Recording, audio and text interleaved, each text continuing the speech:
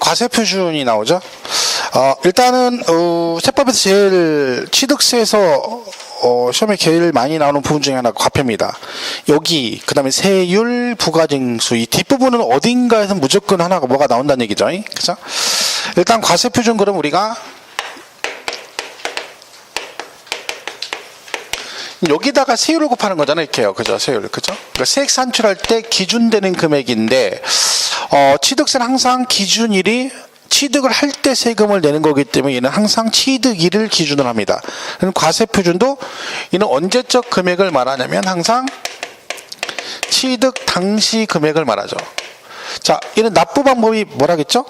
신고 납부입니다. 이게 무슨 뜻이에요? 네가 알아서 신고하고 돈을 내란 얘기죠. 나한테 신고하라고 했으니까 내가 얼마가 됐든 일단 뭘 하면 신고하면 그 신고한 금액을 원칙적으로 인정을 해주겠죠. 자, 근데 문제는 하나 있다 했죠? 뭐가요? 내가 신고하면 그대로 무조건 받아준다. 그럼 어떤 문제가 발생해요? 너무 무조건 신고할 수 있죠. 그럼 국가지자체는 뭐 먹고 살아? 그죠? 그래서 네가 아무리 신고를 하더라도 나도 최저 생계비라는 게 있다. 이만큼은 받아야 나도 지자체 운영할 수 있다 해서 기준이 되는 금액이 있습니다. 그거를 매년 공시라는데 아까 뭐라 했죠? 그거를 공시가격이라는 데죠. 공시가격. 이때 공시가격이 두 개 있다 했잖아요. 기준시가하고 시가표준액. 얘는 지방세니까 뭐라고 해야 돼요? 시가표준액. 그러니까 시가표준액은요, 지방자치단체가 세금을 직접 부과할 때 기준으로 정해놓은 금액을 우리가 시가표준액 그럽니다. 근데 결론은 아무리 적어도 얘보다는 높아야 된다는 얘기죠. 그래서 우리가 첫 번째 기억할 건 뭐다? 이 신고가액을 항상 누구랑 비교를 한다? 시가표준액과 비교해서 둘 중에 큰 금액으로 간다. 그래서 이제 신고가액이 시가표준액보다 적으면 시가표준액 항상 이렇게 나오는 거죠. 자, 그럼 이렇게 하면 또 문제가 있다겠죠? 왜? 나는 정말로 1억에 샀는데 시가표준액 1억 2천이야. 그럼 1억에 신고해도 1억 2천으로 세금을 내야 되죠. 근데 정말 이 금액에 샀다는 거죠? 그럼 얘도 억울하죠. 그래서 뭐가 돼 있어요? 네가 진짜 이 금액을 샀다는 게 뭐가 되면 입증이 되면 그거 그대로 인정해 줄게 하는 게 있다. 그게 뭐다? 사실상 취득가액이다. 사실상 취득가액 이렇게 돼 있어. 그러니까 얘는 뭐예요? 얘는 누구랑 관계없다는 거야? 시가표준액과 비교를 안 한다는 거지. 무조건 이 금액을 그대로 가겠다는 뜻입니다. 그죠? 그럼 여기에 해당되는 게 뭐 있어요? 누가 봐도 이 금액에 샀다는 거 객관적으로 인정되는 경우, 그래서 국소공판장 그리고 신고서 제출해서 뭐 검증 6개입니다. 그러니까 이 6개 해당되면 무조건 뭘로 간다는 거예요? 시가표준액과 관계없이 실제 취득금액 그대로 인정해주겠다 그런 얘기죠. 그죠? 국가로부터 국가가 산 거죠. 국가로부터 취득한 거죠. 그러면 내가 국유지를 산 거잖아. 국유지를 1억에. 그러면 그 1억에 샀다는 건 누가 봐도 다 입증이 된 거죠. 그래서 이 6개 검증, 신고서 제출해서 얘가 실제로 이 금액에 샀다는 게 해당 시군구에서 인정이 되면 얘도 그대로 갈 수 있다 해서 이 6개가 이거로 갑니다. 그러면 우리가 여기서 기억할 게 뭐예요? 이 문제가 나오면 이 6개 해당이 안 되는 것들은 다 누구랑 비교를 해야 된다? 시가표준액과 비교해서 둘 중 큰 금액으로 간다. 그러니까 어떤 질문이 나왔을 때 항상 이 6개 해당되는지를 먼저 판단해야 됩니다. 그리고 판결문 나오면 항상 뭘 기억해야 돼? 판결문 나오면 화해, 인락, 포기, 자백간주는 제외. 그러니까 화해조서 이런 건 인정을 안 하겠다는 얘기죠. 민법에서는 화해조서 같은 게 확정 판결로 똑같은 효력을 미칩니다. 왜? 어차피 민법은 개인과 개인 간의 관계를 규율하는 법이니까 상관이 없는데 이건 민법이 아니죠. 개인 간 관계를 규율하는 법이 아니기 때문에 화해조서 같은 경우는 당사자끼리 합의한 거잖아요. 그죠? 그러니까 그런 개인 간 거래가 똑같이 본다는 얘기지. 객관적 취득으로 인정을 안 하겠다. 그래서 항상 판결문 나오면 화해, 인락, 포기, 자백간주는 제외다. 이렇게 나오는 거죠. 그래서 하여튼 6개 빼곤 다 얘랑 비교해서 둘 중에 큰 금액으로 간다. 그걸 기억하시면 돼요. 그 문제가 어떻게 나온다 했어요? 이렇게 나온다 했잖아요. 공정증서상 상생 금액이 시가표준액보다 적은 경우에는 그 증서상 금액을 과세 표준한다. 뭐 이런 식으로 나온다는 거지. 공정증서상 금액이 시가표준액보다 적은 경우에는 그때는 뭐다? 그 증서상, 공정증서상의 금액을 과세 표준한다. 이건 맞아 틀려요. 예를 들면 이런 식으로 나와요. 그럼 이걸 맞출 수 있어야 되는 거죠. 구분할 수 있어야 되죠. 그러면 일단 뭐부터 기억하시라고?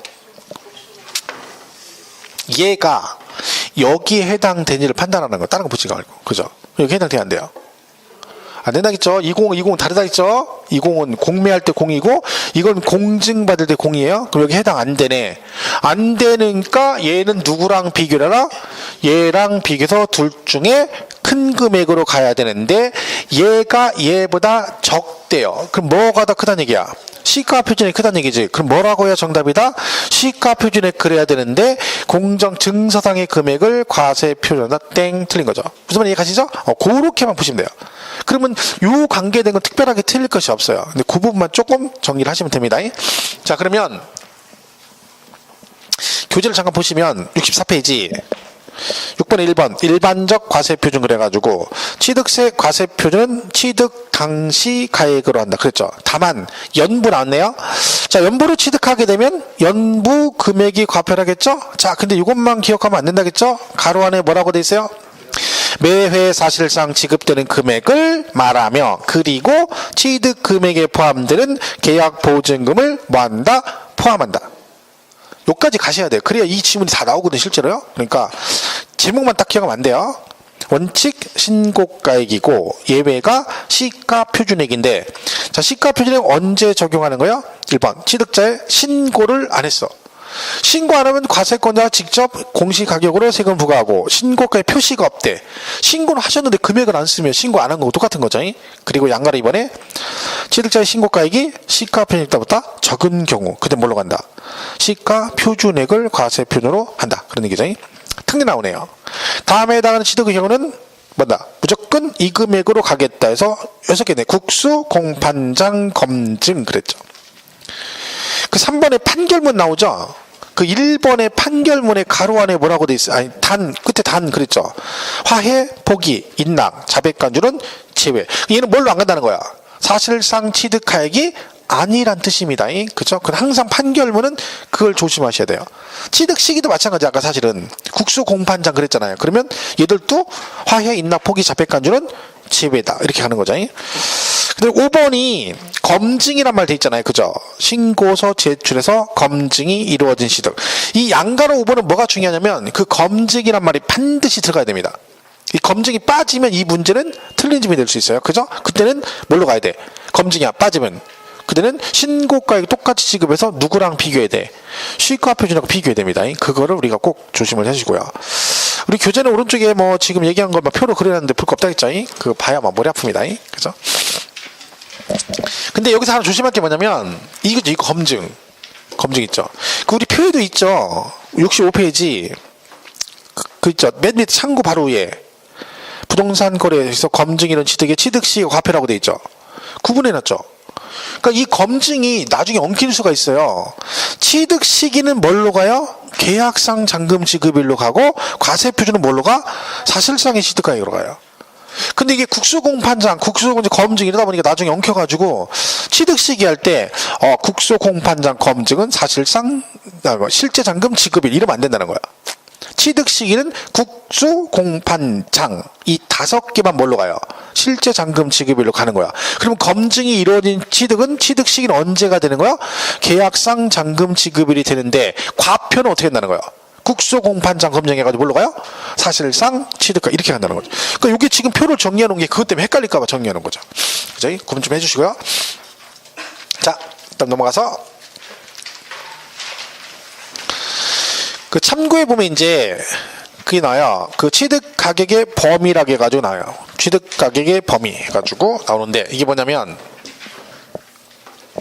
얘가 취득세 이제 취득 금액도 들어가지만 이 취득과 관련해 추가적으로 비용이 발생할 수 있잖아요. 그 추가적으로 발생한 비용 중에서 얘가 과세표준에 포함이 되는 것도 있고 안 되는 것도 있다는 거예요. 그걸 쭉 정리하는 건데 되게 많죠? 얘가 시험에 단독으로 한번 나온 적이 있긴 한데 잘 나오는 내용은 아니에요. 대신 뭐는 기억하셔야 되냐면 보세요. 여기에 이 취득세 과표에 포함이 되는 항목과 되지 않는 항목이 정리가 돼 있어요. 양 되게 많죠. 그 다 못하더라도 여기서 몇 개는 꼭 기억을 하셔야 돼요. 그 중에 하나가 여기 대표적으로 들어가는 게 건설자금이자라는 게 있어요. 건설자금이자. 내가 취득하기 전에 건설하는데 그 건축하기 전에 대출을 받았다는 거죠. 그 건축과 관련해서 그 이자 비용은 취득가에 포함을 시키겠다는 거죠. 그리고 연체료 할부이자가 있어요. 자, 여기는 되게 중요한 내용 이거는요. 자, 이거는 반드시 나올 때 법인만 포함이 됩니다. 법인만. 연체료 할부이자는 누구만? 법인만. 그러니까 만약에 우리 시문에 연체료 할부이자가 나왔다. 그러면 뭐라고 해야 돼요? 법인이냐 개인이고 꼭 봐야 돼요. 이거 시험에 잘 나와요. 그러니까 만약에 개인이 취득했다 그러면 연체료 할부이자는 취득하에 포함이 된다 안 된다? 안 된다. 무슨 말인지 이해 가시죠? 그러니까 무조건 얘는 자동으로 나와야 돼요. 연체료 할부이자 그러면 법인만 된다. 이렇게 되는 거. 이거는 뭐 시험에 자주 나오는 지문이에요. 그러니까 요거 정도 기억을 해 주셔야 되고, 그 다음에 포함되지 않는 거의 대표적인 게 부가가치세입니다. 부가가치세. 여러분 그 혹시 아파트 분양받을 때 부가가치세 10% 내나요? 아파트 분양받을 때 내는 경우도 있고 안 내는 경우도 있어요. 분양받을 때. 근데 일반은 매매할 때, 개인가리 매매할 때는 안 내요. 그죠? 근데 분양받을 때는 그 분양하는 사람이 사업자잖아요. 그죠? 그러니까 걔가 내는 경우도 있고 안 내는 경우도 있어요. 그러니까 전용 면적 85 이하는 안 내요. 분양받을 때. 근데 85 초과짜리를 분양을 받으시면 뭘 내셔야 돼? 부가가치세 10%를 내야 돼요. 그럼 내가 아파트를 분양받을 때 5억에 취득했는데 얘가 85 초과짜리예요. 그럼 어떻게 돼요? 여기에 10% 내야 돼? 5천만 원을 내야 돼요. 그래서 5억 5천을 내야 되는 거죠. 이 얘기예요. 그죠? 자, 그러면 내가 지금 5억 5천을 드린 거죠? 취득할 때? 이건 무슨 뜻이에요? 취득세 낼 때 그럼 얼마에 대해서 취득세를 내라는 얘기야? 5억만 내라는 얘기지. 얘가 부가가치세잖아요. 부가가치세. 그죠? 근데 얘는 포함하지 않는다는 얘기는 네가 5억 5천에 취득했지만 세금은 5억만 세금을 내라는 얘기지. 이 얘기야 이게. 그죠? 자, 그럼 이거 좋은 게 나쁜 게요? 좋은 거죠. 세금을 들려니까. 그죠? 그런데 지금 보세요. 얘가 양도세도 나오거든요. 양도세. 그죠? 자, 그러면 여러분 이렇게 샀잖아. 5억 5천 주고. 그죠? 취득세는 5억만 냈죠. 그럼 나중에 이제 얘가 팔 거 아니에요. 팔 때는 얘가 취득가액의 필요 경비를 공제를 받잖아요. 그쵸? 근데 내가 지금 5억 5천에 샀는데 취득세를 얼마만 냈어? 5억. 그죠? 그럼 나중에 양도할 때 이 취득가액 경비 빼줄 때 취득가액은 얼마를 빼주느냐? 얼마 빼줄까요? 이때 5억 빼주고 5억 5천 빼준다. 5억 5천을 빼주겠다는 거야. 양도세는. 그럼 결론은 부가가치세는 취득세 계산할 때는 취득가액 포함이 안 되고 양도세 계산할 때 포함을 시켜주겠대. 그럼 둘 다 우리한테 유리한 쪽으로 가는 거죠. 그죠? 왜? 양도세는 포함을 시켜야 공제를 많이 받으니까 세금을 덜 내는 거고, 취득가액 포함이 안 되는 게 세금을 덜 내는 거죠. 그러니까 만약에 이 부분이 만약에 취득세하고 양도세가 엉킨다 그러면 뭐라고 생각을 해야 돼요? 나한테 유리한 쪽으로 세금을 덜 내는 쪽으로 적용한다라고 판단하면 구분이 되겠죠. 그죠? 그러니까 취득세는 포함이 안 되고 양도세는 포함을 한다. 무슨 말 이해가시죠? 이렇게 해서 대표적으로 요거 정도는 꼭 기억을 해 주셔야 됩니다. 내용상으로. 그죠? 요거 꼭 기억을 해 주시고요. 그 다음에 이런 거 있어요. 자, 뭘 사는데 1억에 샀어. 1억에. 할부로 사는데 1억이래. 그죠? 근데 이제 뭐야? 이걸 일시불로 사면 어떻게 돼? 일시불로. 홈쇼핑에서 우리 보면 맨날 그거 나오잖아. 홈쇼핑. 자, 이거 다시는 이런 기회 없습니다. 이런 구성 저도 처음 보는 얘기라 막 자기 홈쇼핑 역사상 처음 있는 일이라고 해가면서 막 할인해 준대. 그다음에 일시불로 주면 뭐 해야 돼? 추가 할인해 주고 그다음에 모바일로 하면 또 10% 추가 할인 막 이러잖아요. 잘하는 얘기잖아. 지금 많은 얘기죠. 막 사고 싶죠 갑자기. 그죠? 그죠? 자, 그러면 얘가 뭐요? 일시불로 깎아주거든요. 얘가 할부인데 일시불로 사가지고 9,500만 원에 샀다. 하는 얘기죠. 그리고 500만 원 깎아준 거죠. 그죠? 자, 그러면 이때 얘는 취득가액이 얼마입니까? 취득가액이 9,500이죠. 9,500. 자, 그러면 이게 이제 이렇게 나와요.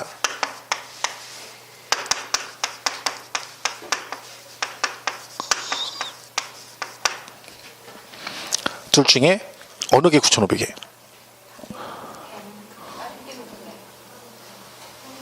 이거 이제 이렇게 시험은 이렇게 나오죠. 이게 그죠? 얘는 이게 이거죠. 얘가 이거. 그죠? 그러면 할인받은 금액, 이걸 다른 말로 할인액 그러죠. 할인액. 그죠? 이 할인액은 취득가액에 포함이 된다 안 된다? 안 되죠. 할인된 금액을 취득가액으로 한다. 이렇게 되는 거죠. 그죠? 자, 이걸 엉키면 자연스럽게 얘기하면 되죠. 만약에 여러분 실제로 이걸 1억짜리인데 할부인데 일시불로 샀다 그러면 어떻게 돼요? 이거 사고 나서 어떻게 돼요? 마누라한테 가서 보고를 한다네. 얘기를 해야 되죠. 얘기를. 그죠? 그럼 뭐라고 얘기해요? 마누라, 이게 할부가 1억인데 내가 이걸 일시불로 해가지고 나 이거 9,500에 사가지고 나 500만 원 뭐 했다 그래? 생각하지 말고 뭐라 그래? 할인받았다 그러잖아. 나 500만 원 할인받았다 그러잖아. 그럼 500이 뭐요? 할인받은 금액. 얼마 할인받았다고? 500만 원. 얘가 할인받은 금액이잖아요. 얘가 할인받은 금액이죠. 그죠? 그럼 얘가 뭐요? 할인된 금액이지. 그럼 취득가액은 뭐야? 할인된 금액이 취득가액이고 할인받은 금액, 즉 할인액은 취득가액 포함이 안 되겠죠. 그죠? 이렇게 가는 거죠. 자, 교재 보시면 그 참고 있죠. 참고. 박스 안에 취득 가격의 범위라고 돼 있잖아요. 그죠? 그래가지고 거기 보시면 동그라미 1번에 쭉 나오죠. 거기 하나, 둘, 셋, 네 번째 줄 끝에 보면 다만이라고 돼 있죠. 동그라미 2번 바로 위에. 찾으셨나요? 그게 뭐예요? 다만 취득 대금을 그다음 뭐라고 돼 있어요? 일시급 등으로 지불하여 일정액을 할인받은 때는 그 뭐라고요? 할인된 금액으로 한다. 무슨 말인지 이해가시죠? 요거 할인된 금액을 취득가액으로 하겠다. 그 얘기입니다. 그죠? 그 얘기고. 그 다음에 간접비용 해가지고 1번에 뭐 있어요? 건설 자금이자 들어가고. 그죠? 그리고 니은에 뭐라고 돼 있어요? 할부 또는 연부 계획에 따른 이자 상당히 및 연체료. 다만 법인이 아닌 자가 취득하는 경우는 뭐한다? 취득가격에서 제외한다. 이게 중요한 거예요. 그죠? 연체료 할부자 누구만? 그죠? 이걸 자기 법인만 된다. 법인만. 그죠? 그렇게 가시면 되죠. 나머지 쭉 있죠 밑에. 근데 그거 다 읽을 필요 없습니다. 그게 시험에 한 번 나왔거든요. 이게 단독으로는. 근데 그걸 다 외울 수가 없으니까 얘가 단독으로 안 나오면 제일 많이 나온 게 이 두 개라니까. 이거하고 이거라니까요. 그죠? 그리고 요거 할인. 요거만 잘 기억하시면 돼요. 일단. 그죠? 그 다음에 동그라미 3번에 취득가격 범위에서 제외되는 거 있죠? 제외되는 거. 그래서 거기 쭉 나오죠. 오른쪽 리을번에 뭐 있어요? 부가가치세. 부가가치세. 얘가 정답으로 그 니은번에 줄쳐 있죠. 니은. 이게 단독으로 시험에 나왔을 때 얘가 정답이었어요. 취득가 포함되지 않는 거 해가지고 거기 뭐 전기사업법에 따라 뭐 전기 등을 사용하는 자가 분담하는 비용 이런 게 필요 취득가에 포함이 될 리가 없겠죠. 그죠? 따로 외울 건 없습니다. 그래서 다시 말씀드리지만 요거 위주로 정리를 잘 하셔라. 그죠? 그리고 일시불 요 정도만 잘 보셔도 특별한 건 없습니다. 자, 이렇게 표시되어 있죠. 나머지 읽을 거 없죠? 오른쪽은. 그죠? 자, 그 다음에 67페이지 2번 있죠. 2번. 토지 등의 일괄 취득 시 과세 표준이라고 돼 있죠. 토지 등의 일괄 취득 시 과세 표준 그랬죠? 자, 이게 뭐냐면 이런 거죠. 이렇게 이거 상가인데 이거 상가를 10억에 취득했어요. 그죠? 그럼 여러분 보통 우리가 상가 같은 거 살 때 이 건축물하고 토지 가격을 구분해서 사진 않죠. 텅키로 10억 이런 식으로 사잖아요. 그죠? 그래서 얘가 일괄 취득을 했다는 거야. 근데 얘가 이제 취득세 신고를 해야 되잖아요. 근데 이때 신고할 때는요. 어떻게 해야 된다? 이 건축물하고 토지 가격을 구분해서 신고를 해야 돼요. 구분해서. 왜냐면 이 상가 같은 경우는 얘가 이걸 사잖아요. 그럼 얘는 뭐 내야 돼? 부가가치세를 내야 돼요. 부가가치세. 이 상가는 건물분에 대해서만 부가가치 10%를 내야 됩니다. 토지는 안 내요. 그러니까 내가 사기는 10억에 샀잖아요. 그럼 10억에 10%를 내는 게 아니라 건축물 가격의 10%만 내거든요. 근데 얘는 지금 어떻게 됐어요? 텅키를 한꺼번에 샀죠. 일괄취득했잖아. 그럼 이거 두 개 가격 구분 안 돼 있죠. 그럼 어떻게 해야 돼? 구분을 하셔야지. 구분이 안 돼 있어. 그럼 뭐해? 안 분해야죠. 그쵸? 이 10억을 건물 가격과 토지 가격으로 안 분해야 되네. 안 분해야죠? 뭘로 안 분해요? 금액으로 하잖아. 어떤 거? 아까 했잖아요. 시가 표준이 그래야지. 똑같은 얘기잖아 아까. 그죠? 시가 표준 얘기죠. 지방세니까 금액을 안 보는데 금액으로 안 분한다 했잖아. 금액은 공시가격 뭐 지방세니까 시가 표준에 그래야죠. 그쵸? 그래서 거기 동그라미 그러니까 2번에 동그라미 1번 뭐라고 돼 있어요? 토지 건축물 한꺼번에 취득하여 토지 건축물 취득하여 구분되지 않으면 어떻게 한다고요? 뭘로 안 분한대요? 시가 표준액 비율로 그랬잖아. 아까 한 얘기 똑같은 거예요. 그냥 그 지방채는 그냥 안분할 때 잘 모르면 금액으로 가는데 금액은 공시 가격이니까 그걸 뭐라고 하면 된다? 시가 표준에 그러면 된다니까. 그죠? 그러시면 되죠. 나머지는 넘어가시면 됩니다. 됐고 넘어가서 68페이지. 거기 건축물 건축 또는 대수선 특례라고 되어 있습니다. 건축물 건축 또는 대수선 특례 그랬죠. 자, 이건 뭐냐면 이런 거예요. 자, 여러분이 건물을 지었어요. 직접 건축을 했어. 신축을 한 거죠. 그죠? 가지고 이제 취득세 신고를 하겠죠. 그죠? 10억에 신고했어. 자, 그러면 이때 이 10억 신고를 받아주느냐? 자, 누가요? 법인이 아닌 자. 그럼 누가 있다는 거예요? 개인이 있다는 거지, 개인이. 여러분, 개인이 집을 지어서 취득세 신고를 하는데 10억에 샀다고 신고를 했어요. 취득했다고, 15에. 그죠? 그럼 이걸 받아주느냐? 이들은 안 받아줍니다. 왜냐면 이게 지금 10억이 매매가가 아니죠. 건축비 신고한 거죠. 건축비. 그죠? 그러면 얘가 이걸 받아주면 얘가 어떻게 해요? 실제는 8억에 신축한 거야. 그래서 신고를 얼마에? 10억이에요. 왜요? 세금이 더 나오는데 왜 10억 신고해? 팔 때 양도세 줄이려고 취득가액을 높여버려요. 그러면 양도세가 세율이 세니까 이게 세제는 유리하니까 이런 식으로 많이 하거든요. 그래서 어떻게 한다는 거야? 법인은 어차피 장부상에 기록하니까 나중에 다 문제가 되면 걔가 책임을 져야 되니까 상관없는 거지. 근데 개인은 그게 아니니까 네가 만약에 이걸 신축해서 요 금액을 신고했다. 그러면 이 금액을 인정받으려면 어떻게 해라? 이 금액 중에 100분의 90을 넘는 금액을 뭘 통해서? 법인 장부를 통해서 뭐 해라? 입증을 했다. 법인 장부 통해서 입증. 그 나머지 금액은 그럼 세금 개선 같은 거 인정해 주겠다는 거지. 그러면요, 지금 잘 보세요. 얘가 법인이 아니라겠잖아. 법인이 아닌데 개인인데 이 금액의 100분의 90을 넘는 금액을 법인 장부로 입증을 하라네요. 어떡하라는 얘기야? 거래를 누구랑 하라는 얘기야? 법인하고 하라는 얘기야.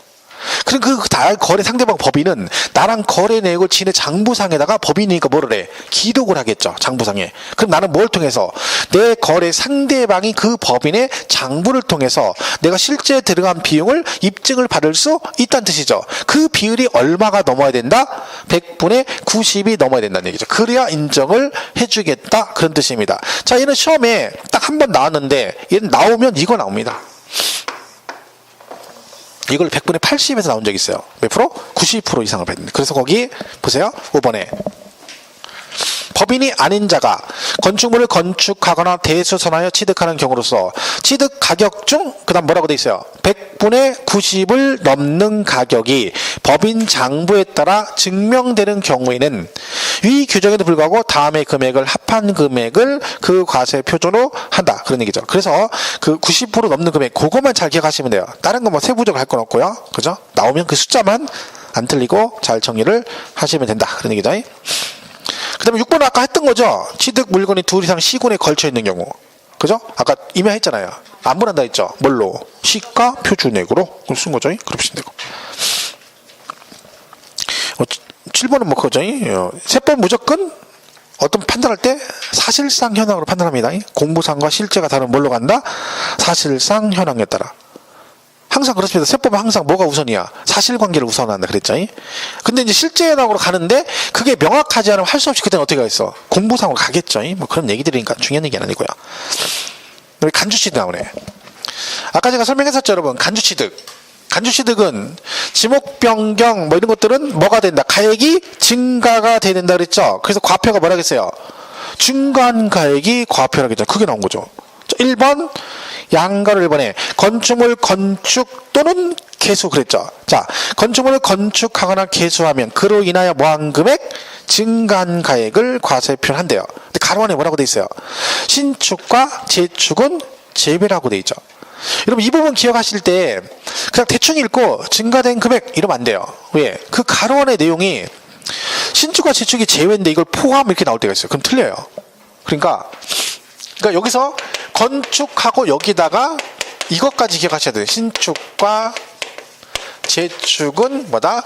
제외다. 여기까지 기억해야 돼요.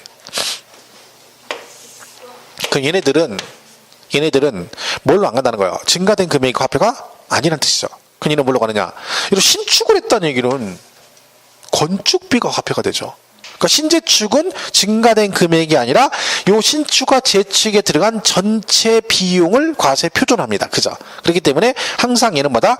제외라고 나오는 거죠. 신축과 재축, 개축 아니고 재축. 그죠? 재축. 근데 뭐 설마 이거를 뭐 개축 이렇게 해가지고 뭐 틀렸다 이렇게 되진 않겠죠. 우리가 뭐 세법하는 사람이 신축과 개축의 개념을 잘 모르거든요. 그죠? 내가 볼 때 얘도 이거 쓴 애도 이 재축이란 말이 뭔 말인지도 모르고 그냥 만들었을 거예요. 아, 모른다니까. 세법을 개축 차이점 어떻게 알아? 공부는 여러분도 모르는데. 아, 기분 나쁘죠? 기분 나쁘면 공부를 해서 합격을 하세요. 그죠? 저한테 뭐라고 하면 안 돼. 저는 공인중개사라고 했잖아. 그죠? 저는 공인중개사기 때문에 여러분이 저한테 뭐라고 얘기하면 안 돼요. 자격증이 있기 때문에. 없는 애한테 뭐라고 하지? 갑성이는 없을 거예요. 걔한테 뭐라 그래요? 갑성이. 진짜? 갑성이도 뭐라 공부하다 좀 뭐라고 하면 선생님 자격증 있어요? 있나? 있나? 모르겠네. 없는 걸로 알고 있는데. 또 있을 수도 있어요. 그죠? 또 여서같이 또 원래 따놨을 때 얘기 안 하고 따놓고 있다가 혹시 그렇게 하면 나도 있거든요? 그러면 그러냐. 근데 입증이 안 되죠? 입증이, 그죠? 입증은 못 하죠. 그죠? 개축, 재축, 그죠? 신축과 재축은 제외, 그죠? 요거까지 같이 기억하시면 돼요. 그죠? 주시면 되고. 오른쪽에 우리 교재는 막 표에 거기 막 구분해 놨잖아요. 뭐 신축, 재축은 실질취득이고, 증축, 개축은 간주취득이고, 그죠? 그래서 뭐 취득에 소요된 비용이고. 그러니까 신재축은 제외라겠잖아요. 그럼 걔는 간주취득이 아니란 얘기죠. 실질적 취득이니까 과표가 뭐라는 겨? 취득에 소요된 비용 전체 가액이 뭐가 된다? 과표가 된다는 얘기죠. 그럼 나머지는 뭘로? 간주 취득으로 간다는 얘기지. 그럼 간주 취득이니까 과표가 뭘로 가야 돼? 증간 가액 그런 거죠. 그러면 건축법상 건축이 뭐예요? 신, 증, 개, 재, 이 5개잖아요. 그죠? 신증, 죄송해요. 세번씩 공법하니까 머리가 좀 안 들어가죠? 건축은 신증, 개재이를 말하잖아. 신축, 준축, 개축, 재축 이전, 그죠? 근데 그 중에 신축과 재축이 제외됐으니까 증개축은 뭘로 간다는 거예요? 간주취득 간다는 얘기지. 그 얘기인데 그렇게까지 안 가도 돼요. 그냥 이렇게 해서 그냥 건축이나 개수는 뭘로 간다? 증간가액으로 간다. 그런데 신축과 재축은 뭐다? 제외다. 그 말은 얘네들은 간주취득이 아니기 때문에 뭘로 간다는 거예요? 실제 들어간 비용을 과표를 하겠다. 뭐 그런 얘기입니다. 이렇게 보시면 되겠죠? 됐고요. 나머지는 볼 거 없습니다. 그 다음에 그 밑에 이번 토지 지목 변경 나오죠. 자, 우리 과표 중에 간주취득에서 시험에 가장 많이 출제되는 건 지목 변경입니다. 얘는 잘 기억하셔야 돼요. 근데 이유가 있어요, 이게. 그죠? 자. 이거 시험에 되게 많이 나오는데 설명 잘 들으셔야 돼요. 되게 단순한 얘기라 저는 강의를 했는데 나중에 문제 푸는 거 황당히 풀어요. 말도 안 되는. 그러니까 저는 강의를 이렇게 해본 역사가 없는데 자기 맘대로 어디서 들어가서 해석해가지고 이상한 쪽으로 문제를 풀어놓고 틀린 다음에 이거 아니었어요. 그런 얘기 하시면 안 돼요. 이게 잘 나와요. 자, 지목 변경은 간주취득이라고 했죠. 그럼 아까 말씀드린 대로 얘가 전에서 뭘로 바꿔? 대로 바꿔. 그죠? 지목이 뭐가 됐어? 변경이 됐어. 그러면 그래서 뭐가 된다고요?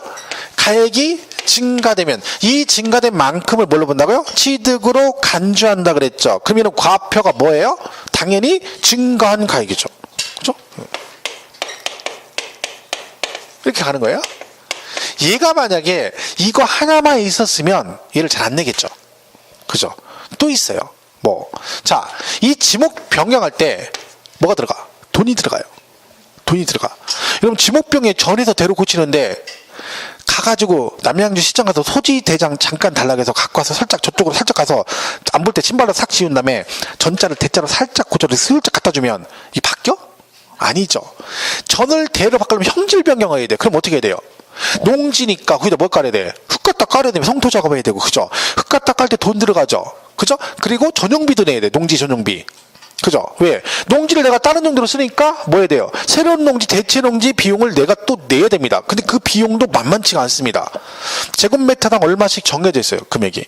그러니까 만약에 뭐 한 100평 전용한다 그러면 한 2천만 원 가까이 전용비를 내야 돼요. 그러니까 추가 비용이 많이 발생하는 거지. 그래서 농지가 싼 거야. 왜?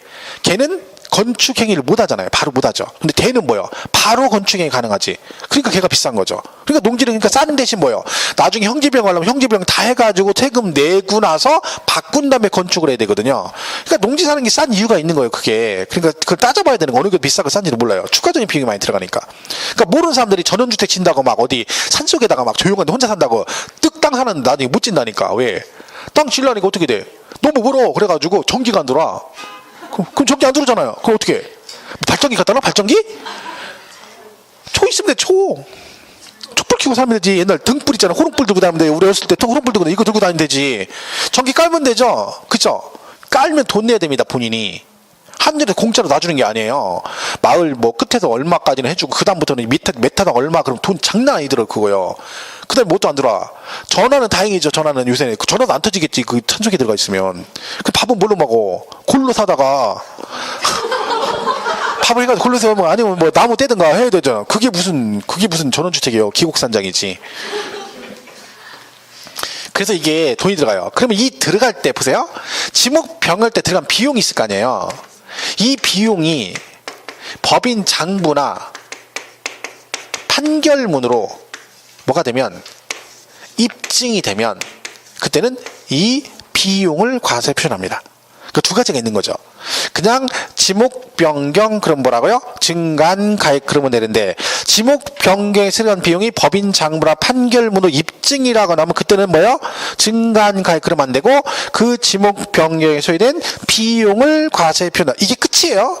자, 근데 시험에 뭐라고 나오냐면 이런 식으로 나오면 지목 변경 법인 장부로 비용이 입증된 경우에는 그 증가한 가액에 그 소요된 비용을 뭐 더한 금액으로 한다. 아니면 차감한 금액으로 한다. 이런 식으로 나와요? 맞아 틀려? 무조건 틀린 거예요. 근데 희한하게 이게 나왔는데 이걸 맞았다는 사람이 되게 의외로 많아요. 자기 혼자 해석하는 거야. 그래.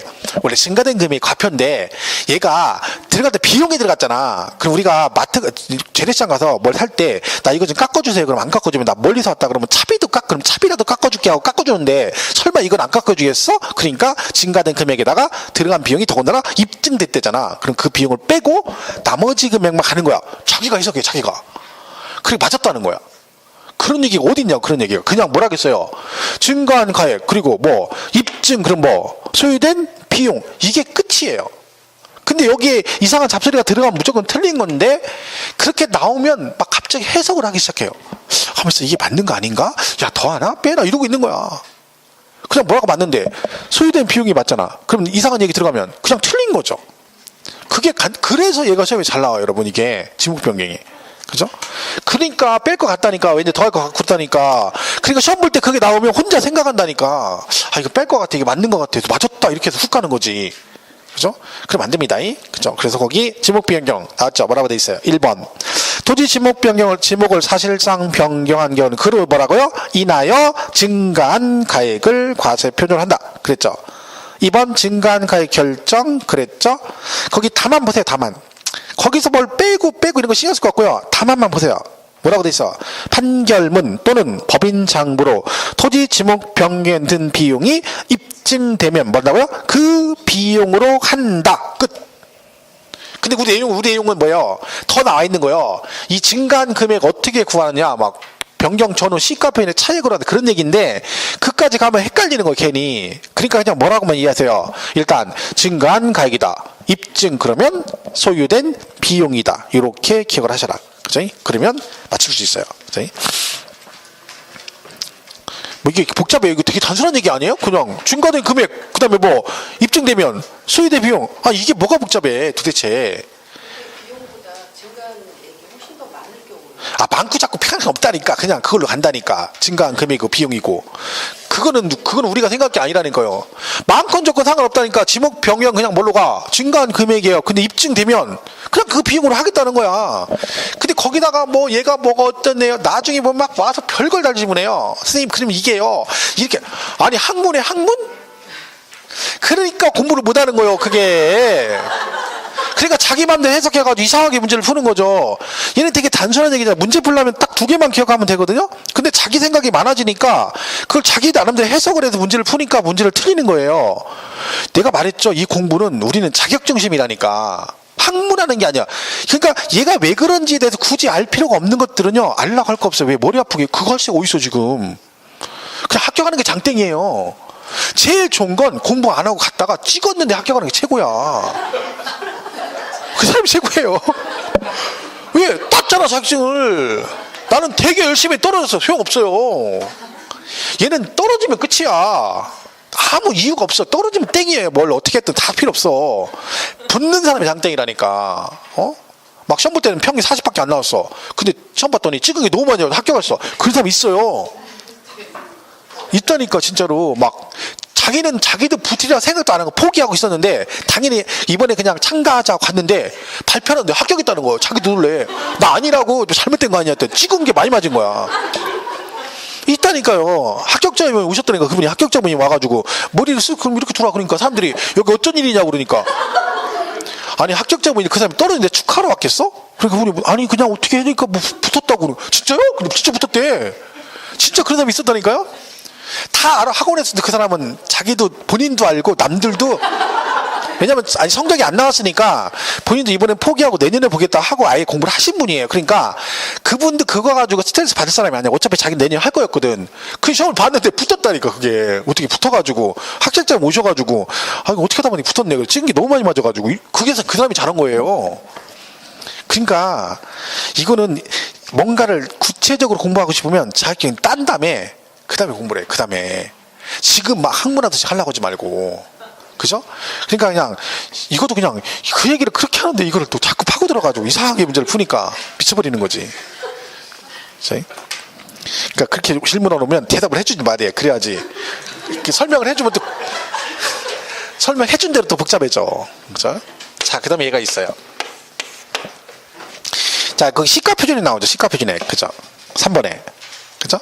자, 시가표준 토지 및 주택이는 시가표준에 그래가지고 뭐 공시된 가격이 있는 경우 공시되지 않은 경우 이렇게 나왔죠. 이게 약간 복잡해요. 보세요. 자, 토지는 시가표준액이 개별 공시지가예요. 뭐라고요? 시가표준액이 개별 공시지가예요. 그리고 주택은요. 주택은 단독주택과 공동주택으로 나눠가지고 얘는 뭐라고 공시하냐면 개별주택 가격 그래요. 개별주택 가격 그러고 얘는 뭐라고 그래? 공동주택 가격 그래요. 자, 이렇게 공시를 해요. 그러니까 우리 왜 저기 뭐 보면 프랜카드 같은 거 있잖아요. 공시 뭐라고 붙어요? 뭐 2019년도 토지분 시가표준액 이렇게 안 나오고 개별 공시지가 열람 및 이의신청 이렇게 붙어요. 그죠? 그 다음에 뭐 단독 개별 주택 가격 열람 및 이의신청 이렇게 붙어요. 그죠? 그러면 얘가 뭐라는겨? 얘들이 지방세 부과할 때 공시가격인 시가표준액인데 그 토지의 시가표준액은 뭐라는겨? 개별 공시지가고 주택은 개별 주택가격 공동주택가격이 뭐라는겨? 시가표준액이란 뜻입니다. 그죠? 자, 그러면 얘가 그런데 이제 문제는 뭐야? 얘네들이 이렇게 나와요. 결정 공시가 되지 않은 경우 이런 말이 있고 공시가 되지 않은 이런 말이 나와요. 두 개가.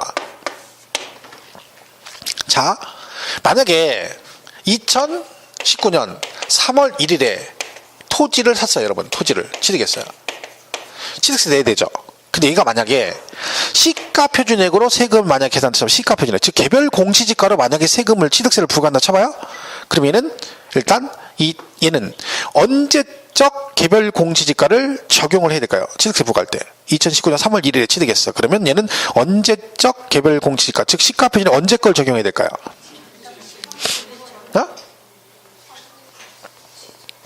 아니 취득세는 항상 언제 기준이요?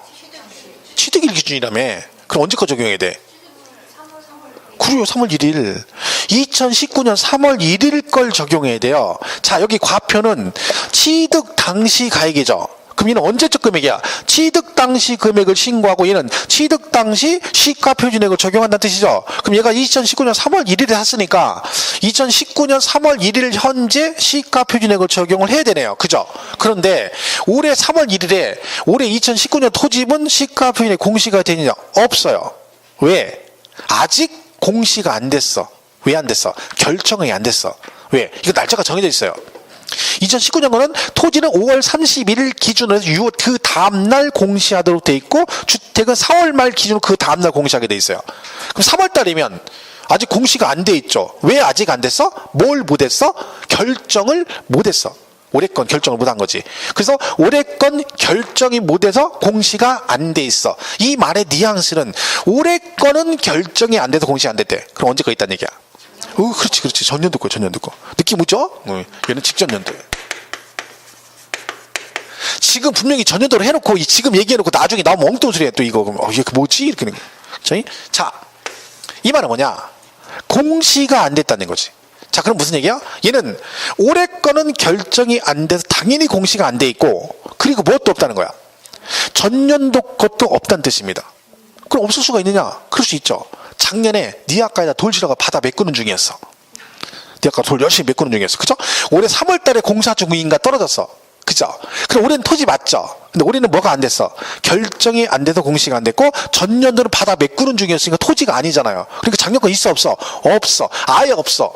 그럼 아예 없으면, 그래? 잘 됐네. 없으면 나 세금 안 내도 되겠네? 그럴 리가 없죠. 얘들이 세금 부과 안 할 리가 없잖아. 그럼 없는데 어떻게 할 거야? 없으면 걱정하지 마. 내가 만들어서 하겠다. 만들어서. 그래서 시장군수가 뭐래? 걔가 산정한다 그래요. 산정한 가액 그래요. 만든다는 얘기지. 그죠? 이 둘의 차이점을 잘 기억하셔야 돼요. 뭐라고요? 결정 공시가 안 됐다는 얘기는 올해가 아직 결정을 못해서 공시 못했다는 얘기 뉘앙스가 그럼 전년도 건이 있다는 얘기래. 그럼 직전년도 그러시면 되고 공시가 되지 않았다는 얘기는 아예 없다는 얘기다. 그럼 반드시 마지막에 뭐가 나와야 된다? 시장군수가 산정한 가액으로 한다. 물론 산정 방법은 정해져 있습니다. 법으로. 얘네가 맘대로 정하는 건 아니죠. 지 맘대로 하면 안 되잖아. 그러면 문제가 생기죠. 그래서 기준이 있어요. 기준.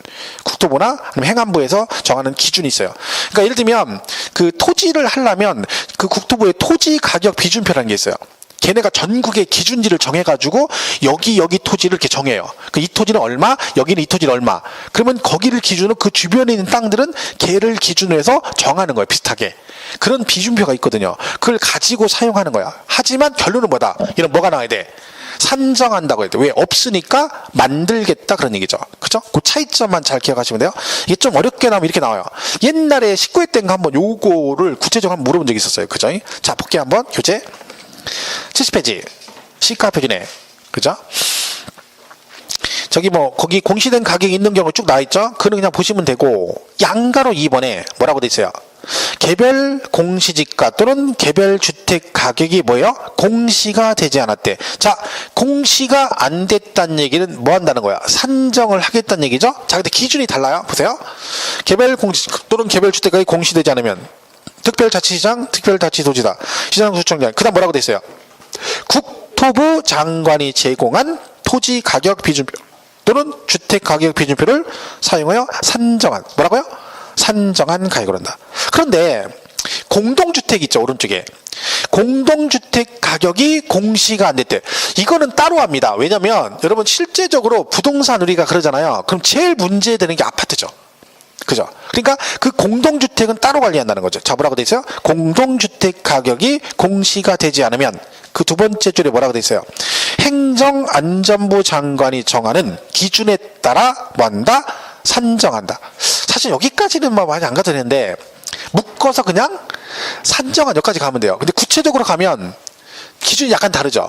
개별 주택 가격하고 단독 주택하고 개별 공시지가는 국토부 장관이 제공하는 비준표로 가고, 근데 공동주택은 행정안전부 장관이 정하는 기준에 따라 뭐한다?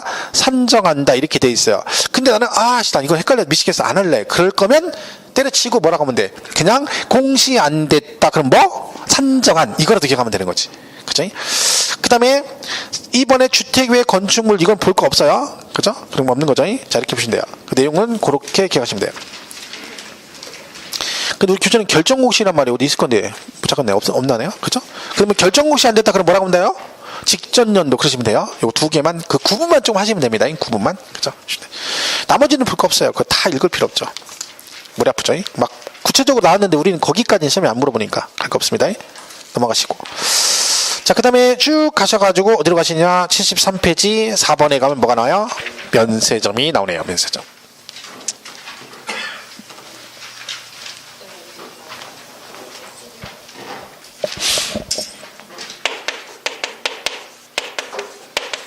뭐 이건 우리 많이 했던 거죠. 이제 취득세 면세점, 그죠? 얘는 기준이 뭐다? 취득가액이 50만 원 이하면 뭔다? 취득세를 부과하지 않겠다. 그런 얘기죠. 면세점. 그러니까 50만 원 이하까지는 취득세 부과를 안 한다는 얘기니까 얼마까지는 50만 원까지는 뭔다? 면세점을 적용해서 취득세 부과를 하지 않겠다. 그죠? 이하니까 얘도 포함해서 그죠? 50만 원 그 얘기죠. 이거 잘 기억하시면 되고. 자, 그다음에 이런 게 있어요. 자, 이렇게 땅이 있어. 땅인데 땅이 이렇게 된 거 붙어 있어요. 그죠? 이 붙어 있는 땅을 이렇게 사는 거죠. 어떻게? 50만 원, 50만 원, 50만 원, 50만 원 해서 1월 1일, 5월 1일, 10월 1일, 11월 1일 이렇게 샀어요. 왜요? 면세점. 세금 안 내려고. 이럴 수 있죠. 자, 그러면 이제 이때 그러면 이렇게 만약에 하게 되면 이때 면세점 적용을 어떻게 할 것이냐 그 얘기죠. 만약에 이걸 인정해주면 어떻게 됩니까? 이걸 인정해주게 되면 땅을 이렇게 하겠죠. 땅 따먹기 하겠죠. 땅 따먹기. 이렇게 제가 취득세가 1억이래. 취득세가 1억. 그럼 어떻게 돼요? 50만 원, 50만 원, 50만 원, 50만 원, 50만 원, 50만 원 이렇게 1년 내내 하는 거 1년 내내. 출근해가지고 아침에 가서 50만 원 신고하고 점심 먹고 와서 오후에 또 50만 원 신고하고. 제가 만약에 노는 사람이면 저 같으면 이거 합니다. 왜? 연봉을 1억을 버는 거잖아요. 세금 1억 안 내면 연봉 1억이잖아. 그럼 연봉 1억 버는 거 아니야. 그러면 이거 하죠. 아침 저녁 가가지고 점심 먹으러 갑시다. 돈 벌었으니까 점심 먹고 오고. 오후에 한 번 더 할까요? 가서 하고. 이러지. 이런 사람 없을 것 같죠? 있다니까. 아마 있을 거예요. 어마어마하게 많을 거예요. 다 이거 한다고? 그럼 막 남양시장 각종 시군군에 막 이 사람 다 와서 민원실 앉아가 그 죽치고 있겠지. 커피 한잔 거기 또 커피 다 마셔가면서 내가 세금 낸 거니까 먹어도 되지? 하면서 막 마시고 그죠? 이거 복사 좀 해줘? 막 이러면서 또 친해지면 맨날 다니면 그럴 거 아니야. 같이 밥 먹고 다니고. 그래서 이거 있어. 이게 있을 수 있어요. 이걸 방지하겠다는 거지. 그죠? 그래서 이걸 방지하겠어. 우리나라는 여러분, 우리 사람들이 머리가 잘 돌아갑니다. 그래가지고 이 법이 뒷북을 쳐요. 법이 뒷북을 쳐 항상. 그러니까 미리 누군가 해먹었어 뭘. 그죠? 누가 해먹으면 그걸 네가 가서 뒷북 치니까 그걸 방지하려고 또 법을 보완하고 하는 거야. 그게 그런 게 있어요. 여러분 공법에 이런 거 있거든요. 이렇게 땅 있으면 여기가 관리 지역이고 여기가 녹지 지역 이렇게 두 개 이렇게 겹쳐 있어. 그러면 뭐 이거 적용할 때 뭐 면적 넓은 쪽 적용은 뭐 이런 규정이 있거든요. 그럼 이 사람들이 이걸 이용해 가지고 땅을 갖다가 사는 거예요. 계속 자연 녹지 싸게 사 가지고 옆에다 관리 지역 옆에 사 가지고 막 야금야금 이거 먹어가요. 이런 것도 있고 사람 되게 많아요. 주차장 용지 아시죠? 주차장 용지. 주차장 용지가 주차장 부지를 이렇게 만든 거죠. 타워를. 근데 걔가 그 전체 면적의 30%인가를 상가를 넣을 수가 있어요. 상가 같은 걸. 전체를 주차장 안 쓰고. 그죠? 근데 옛날에 제가 이런 분을 봤어요. 지금은 많이 아는데 그때 당시 모를 때인데 그 사람이 주차장을 이렇게 건물 쳐요? 5층짜리를 저 주차타워를 쳤어요. 그죠? 이 중에 30%를 친다 치면 2층을 짓고 3층은 주차타워를 쓰면 된다. 그러면 여러분 같으면 건물 어떻게 짓을 것 같아요? 이거를. 건물을. 2층 건물 짓고 3층 주차장 할 수 있어. 그럼 어떻게 해? 1층, 2층에 건물 짓고 3, 4, 5층 주차타워 이렇게 보통 하겠죠. 이 사람은 1층 짓고 5층을 쳤어. 그리고 2, 3, 4층에 주차장을 넣은 거야. 그러니까 5층에다 5층에 상가를 넣고 1층하고 두 개를 넣은 거야. 똑같잖아요. 어차피 면적은 똑같으니까. 근데 여러분 1, 2층에 넣고 3, 4, 5층 주차타워 하고요. 1층과 5층의 건물 지은 차이가 있습니다. 뭘까요? 이 1층하고 5층 지은 게 이게 더 월세가 많이 나와. 왜? 2층은 잘 안 들어가. 1층은 세가 비싸죠. 1층 그죠? 근데 5층은 또 5층의 용도가 있어. 꼭대기층에 또 꼭 거기 들어갈 용도가 있는 거지. 뭐 예를 들면 이 에어로빅 뭐 한다든가 헬스클럽이라든가 있죠? 아니면 뭐 레스토랑 같은 거 좀 분위기 그건 다 꼭대기로 올라가잖아. 얘들은 또 여기 들어오는 업종이 정해져 있기 때문에 얘들이 비싼 거예요. 근데 2층은 애매해요. 그러니까 들어오는 업종도 애매하고 돈도 많이 받기도 그렇고 적게 받기 애매하거든. 그죠? 근데 1층은 무조건 비싸잖아요. 그러니까 1층 세 주고 여기 2, 3, 4층 뭐하고 주차타워 만들고 여기다 한 거야. 그럼 이 사람도 좋지. 왜? 5층 가려면 딱 차 타고 여기다 파킹 따고 딱 들어가면 되잖아. 이거 분양 대박 쳤어요. 이거 그때 한 사람이 처음에 가지고 다 분양된 거야. 이게 같은 적인데 돈 잘 벌었죠. 그때 당시 유명했었어. 그 사람이 야, 저 사람 노래 좋다고. 근데 지금은 뭐 이거 옛날 얘기죠. 그때 당시고 지금은 뭐 다 알죠. 왜 이제 소문 다 나가지고 뭐 한줄 됐으니까. 그죠? 봐봐 머리 쓰는 거 알아야 되는 거야. 뭘 알아야 머리를 쓰지. 그죠? 알아야. 우리는 뭐 쓰고 싶어도 내용을 모르니까. 그죠? 그때 우리는 모르죠. 우리가 어떻게 알아요? 내가 뭐 우리도 모르지. 이 공부하기 전에 우리가 뭐 알았어요? 뭐 건축설이 뭔지 어떻게 알았어? 건축선이 뭔지 어떻게 알아? 내가 모르지. 아무것도 모르지. 그죠? 몰랐지. 근데 이제 배우고 나니까, 아, 그게 그구나. 아, 그래서 얘가 문을 딱 열면 이렇게 밖으로 였을 때 걔가 4.5m, 그죠? 그 4.5m 아시죠? 그거 보면서 알잖아요. 지나가다 보면 굴뚝에, 밑에 굴다리 지나갈 때 4.5라고 써 있잖아. 왜 그런지 아시죠? 그죠? 그게 4.5잖아. 그죠? 그 문 열었을 때도 4.5m 밑에는 나오면 안 되잖아. 왜? 가다가 차가 가다가 툭 치면 안 되니까. 그래서 그 4.5m, 그게 다 그거 아니야. 그죠? 배우면 다 된다니까. 그죠? 아, 왜 여기 백화점에 여기 회전문 왜 만드세요? 회전문? 이 건축선이 그런 거요. 미닫이로 열면 그 열었을 때 걔 건축선 넘어가면 안 되니까 밀려야 되잖아. 그 바짝 붙여서 회전문만 삐삐삐 돌면 되잖아. 그럼 얘가 건축선이면 이렇게 돌면 되거든요. 안 나가잖아. 근데 미닫이로 이렇게 나가면 이만큼 들어가야 돼. 그럼 면적이 줄어들잖아. 이게 다 이유가 있는 거 이게. 배우는 거지. 건축법에 나오는 거야 이게. 이게 다 배우는 거죠. 그죠? 그런 거예요. 그래서 얘가 이럴까봐 얘를 어떤 규정이 있다는 거야. 1년 안에 인접한 토지 건축물을 이런 식으로 취득하게 되면 면세점 적용료를 판단할 때 이 전체를 한 건의 취득으로 봐서 면세점 여부를 판단한다. 그런 얘기죠. 그 얘기는 얘가 1월 달에 면세점 적용 받았죠. 다음 달에 옆에 걸 5월 달에 샀어. 1년 안에 샀네. 이때는 어떻게 한다는 거야? 요거 두 개 합해서 얼마? 100만 원 이렇게 한다는 거야. 두 번째부터 된다 안 된다? 안 된다. 그러니까 네가 이거 하고 싶으면 어떻게 하는 거야? 하라는 거야. 대신 1년에 한 번씩 하라는 얘기지. 그럼 1억 벌려고 이거 하면 내 생애는 못 하는 거. 내 생애는 못 하는 거지. 이어서 해야지. 아들한테 이어서. 그죠? 1년에 한 번씩 50만 원, 내년에 50만 원 이렇게 하면 한 100년 걸리겠죠. 그죠? 그러면 이제 못 하는 거죠. 그래서 이런 규정이 있습니다. 그리고 아까 했죠. 얘가 면세점 여부를 판단할 때는 연부 취득은 뭘 가지고 판단한다? 연부금 총액을 가지고 판단한다. 아까 했던 거죠. 자, 그게 지금 73페이지 얘기입니다. 보세요. 면세점 1번. 취득가액 얼마? 50만 원 이하일 때는 취득세를 부과하지 아니한다. 이렇게 돼 있죠. 그리고 2번 토지 또는 건축물을 취득한 자가 그 취득한 날로부터 몇 년, 1년 이내에 그의 인접한 토지 또는 건축물을 취득한 경우에는 각각 그 전후의 취득에 관한 토지나 건축물의 취득을 한 건의 토지의 취득 또는 한 구의 건축물 취득으로 봐 면세점을 적용한다. 무슨 얘기인지 아시겠죠? 1년 안에 붙어 있는 걸 사면 전체를 한 건의 취득으로 봐서 면세점 여부를 판단하겠다. 그죠? 그리고 여기는 뭐 없는데 그거 같이 기억하세요. 뭐요? 연부취득은 뭘 가지고 판단한다? 연부금 총액을 가지고 판단한다. 거기까지 가주시면 되겠습니다. 그죠? 내용상으로 이렇게 보시면 되겠어요.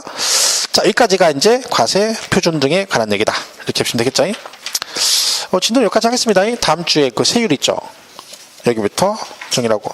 그 문제가 가로치기니까 그냥 여러분이 풀어보세요. 그거 가로치기. 그죠? 5, 6월 달에는 제가 이제 오지선당 객관식으로 할 거거든요. 근데 그 객관식 할 땐 제가 풀어드리겠습니다. 근데 얘는 가로치기니까 뒤에 답 있으니까 한번 달아보시고 모르시면 책을 좀 찾아보는 것도 괜찮아요. 그 찾아보는 것도 공부예요. 그냥 내가 뭐 답 달고 모르면 찾아보는 게 공부니까 그렇게 정리하시면 될 것 같아요. 그죠? 하고 다음 시간에 세율부터 가겠습니다. 고생하셨어요. 다음 주에 뵙겠습니다. 고맙습니다.